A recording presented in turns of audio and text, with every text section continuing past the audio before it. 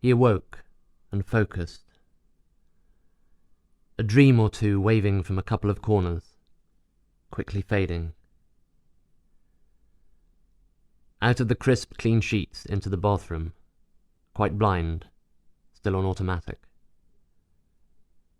Choose the clothes from the wardrobe. Slacks with a crease, the brown shoes from Yugoslavia in a long-gone style.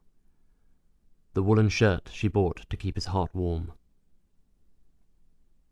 Pleased with the reflection, he passed into the living room, surfacing slowly all the time. Outside it was green June and raining. Crowds of little leaves were adrip around windows overlooking a garden ending in shared poplars, against a sky where jets glinted and sunsets sometimes roared, leaving with a long light. Coffee and toast with marmalade, a brown egg in a blue willow pattern cup. Eat slowly. Now, sit down in the armchair facing the windows, and let consciousness flow in naturally. Digest the breakfast, allow the bowels room to move, before facing the big world.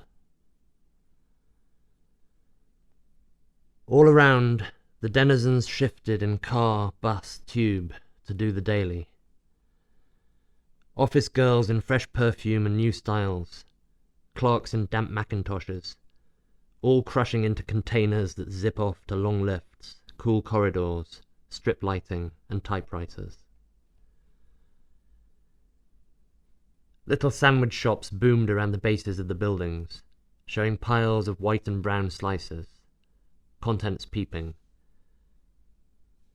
Green lettuce, red tomato, cream cheese, banana, honey, pickle, egg, all under glass for the gaze. Smells of steam and coffee. Gleaming pastries fresh from pre-dawn bakeries. Seated figures, alone or a chat, over thick white plates behind the misty windows.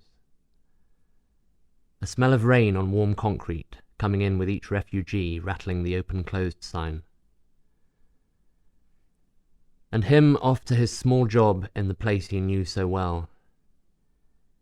He was content, an unusual state amidst all this rush and ambition. He didn't want to be boss or make pots of cash, but merely loved his routines, waking, the journey, the weather. A park lunch, shop window walks. Working well, going home with satisfaction. Getting on with his little projects in the evening.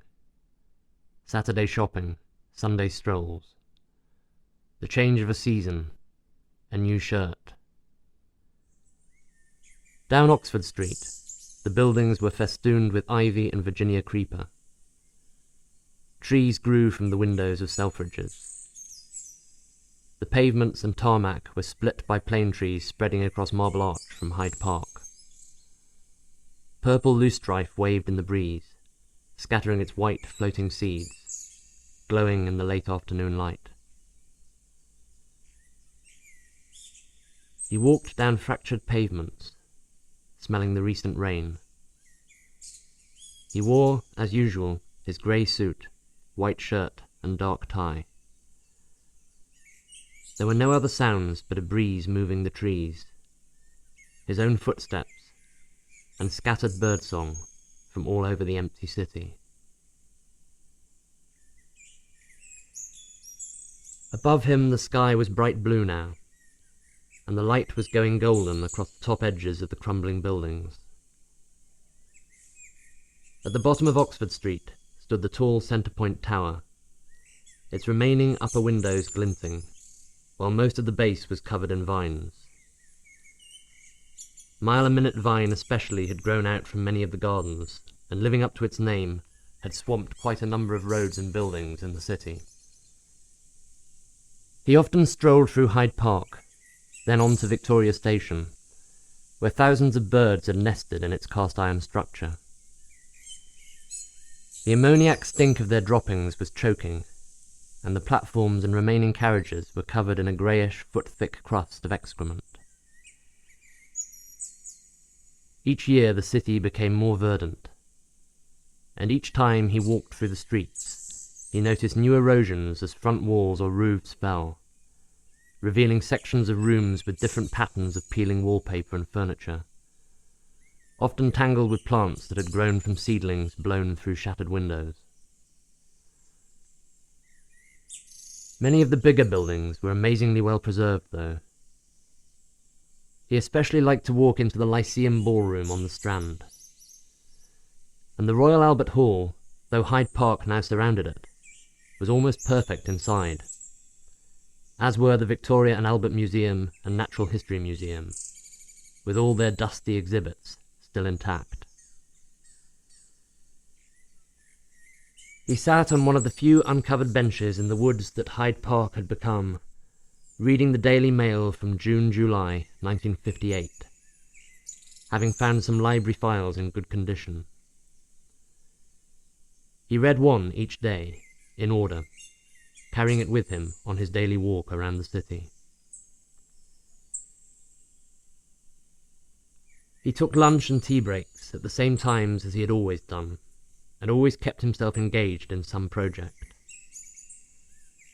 Recently, he'd been reading the criminal files at New Scotland Yard, but found most of the crimes depressingly unimaginative, so he hadn't been back.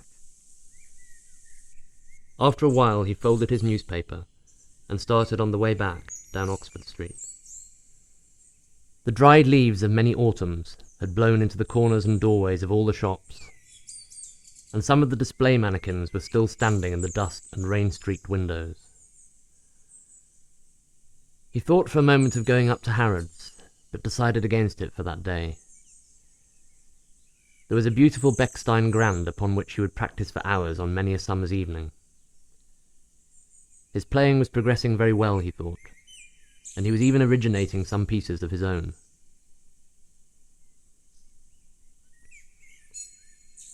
He reached Tottenham Court Road and turned left at Centre Point, walking to Islington, where he lived. He loved the city, now that it was deserted. It was lonely and beautiful, especially in moonlight and on misty mornings. In springtime there were riots of blossom, in summer a wonder of fern and leaf. In autumn the mist and a spicy smell of falling leaves, red, gold, brown, gold. In winter the stillness and clear, biting frost and snow.